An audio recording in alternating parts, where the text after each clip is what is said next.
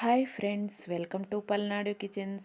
ఈరోజు నేను మీకు సంక్రాంతి పండగకి పల్లి చెక్క ఎలా ప్రిపేర్ చేసుకోవాలో చూపిస్తానండి. అందుకోసం నేను ఒక డబ్బా పప్పులు తీసుకొని ఫ్రై చేసుకున్నానండి. ఫ్రై చేసుకున్న తర్వాత వాటిని పొట్టంతా తీసుకొని బాగా చెరిగి పక్కన పెట్టుకోవాలండి. నేను ఏ డబ్బా అయితే పల్లీలు తీసుకున్నానో ఆ డబ్బా నిండా బెల్లం కూడా తీసుకుంటున్నాను. చూశారు కదా, కొంచెం ఒక హాఫ్ గిద్ద వాటర్ కూడా పోసానండి.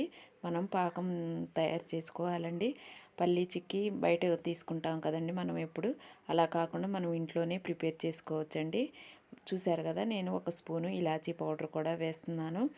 మనం ఇప్పుడు దీన్ని పాకం వచ్చిందాకా తిప్పుతూ ఉండాలండి. మీడియం ఫ్లేమ్లో పెట్టుకొని ఈలోపు ఒక ప్లేట్కి ఆయిల్ రాసి పెట్టుకున్నాను. ఒక చిన్న గిన్నెలో వాటర్ తీసుకొని పాకం ఇలా వచ్చిందో రాలేదో మనం ఒక 15 మినిట్స్కి ఒకసారి చూస్తూ ఉండాలండి. చూశారు కదా, నేను ఇట్లా చూస్తూనే ఉన్నానండి. మనం ఉండపాకం కంటే ఇంకా కొంచెం గట్టిగా తీసుకోవాలండి. పల్లీ చెక్కకి కొంచెం ఉండ అయిన తర్వాత కూడా మనం అది కిందికేస్తే సౌండ్ రావాలండి. అట్లా వచ్చిందాక మనం పాకం ప్రిపేర్ చేసుకోవాలి. కొంచెం లేత పాకు వచ్చినా కానీ తీగలాగా సాగిద్దండి, అలా చేసుకోవద్దండి. గట్టి పాకం రావాలండి పప్పు చెక్కకి. చూశారు కదా, నేను చూస్తున్నాను, మళ్ళీ పాకం రాలేదండి. చాలా గట్టిగా తీసుకోవాలండి, ముదురు పాకం తీసుకోవాలి పల్లీ చెక్కకి. అప్పుడే మనకు బయట కొన్నట్టు చిక్కీలాగా వచ్చిందండి. చూశారు కదా, నేను ఇప్పుడు మళ్ళీ పాకు వచ్చిందో లేదో చూస్తున్నాను. చూశారు కదా, ఇప్పుడు కొంచెం ప్రిపేర్ అయిందండి.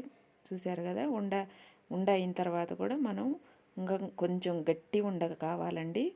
అరిసెలకైతే ఈ పాకం అయితే సరిపోతుందండి. పప్పు చెక్కకి ఇంకొంచెం అరిసెల మీద ఇంకొంచెం ముదురు పాకం తీయాలండి. చూశారు కదా, ఉండైపోయిందండి. ఇది ఉండైపోయి గట్టిగా, చూశారు కదా, ఇది ఇంకొకసారి చూద్దాము. మనకి గట్టి పాకం రావాలండి. మనం ఉండకడితే గట్టిగా అయిపోయి గిన్నెకి వేసి కొడితే సౌండ్ రావాలండి. అలా వస్తే మనకు పాకం వచ్చినట్టు. చూశారు కదా, ఇది రెడీ అయిపోయింది. చూశారు కదా, నేను సౌండ్ వస్తుందండి గిన్నెకి వేసి కొడితే. ఇప్పుడు స్టవ్ ఆఫ్ చేసుకుంటున్నాను. స్టవ్ ఆఫ్ చేసుకొని పల్లీల్ని కలుపుకుంటూ ఉండాలండి.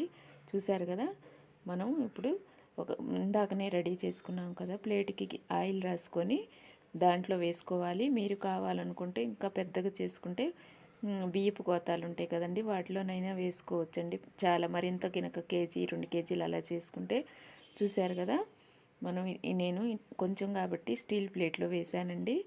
చూశారు కదా, ఇది దాంట్లో వేసుకొని లేట్ చేయకుండా ఎమ్మటే మనం గరిటతో ఇట్లా స్మూత్గా అనుకోవాలండి, వెడల్పుగా. ఇది తొందరగా ఆరిపోయిద్దండి, ముదురు పాకం వచ్చేసింది కదా. అందుకని ఇది ఒక 20 మినిట్స్ అట్లా ఆరబెట్టుకోవాలండి. తర్వాత ఊరుకునే దానంతట అదే లేసి వస్తుందండి. చూశారు కదా, ఇది ఒక 20 మినిట్స్ పక్కన ఉంచుకుందామండి. 20 మినిట్స్ తర్వాత నేను మళ్ళీ మీకు చూపిస్తానండి. చాలా బాగుంటుందండి, పిల్లలకి హెల్త్కి కూడా చాలా మంచిదండి, రోజు పెడితే బలం కూడా. చూశారు కదా, ఇది ఆరిపోయిందండి. ఇప్పుడు తీద్దామండి. చూశారు కదా, నేను చలాకుతో ఇలా అంటున్నాను, దానంతట అదే లేసి వస్తుందండి. మనం పాకం బాగా కుదిరితే బాగా వచ్చిద్దండి. చూశారు కదా, చాలా బాగా ఉందండి. దీన్ని ఇట్లా ఇరగదీస్తే మనకి, చూశారు కదా ఎంత బాగా ఇదవుతుందో. మనం కొంచెం తడిగా ఉన్నప్పుడే ముక్కలుగా కోసుకుంటే చాలా బాగుంటుందండి. ఈ వీడియో నచ్చితే లైక్ చేయండి, షేర్ చేయండి, సబ్స్క్రైబ్ చేయండి.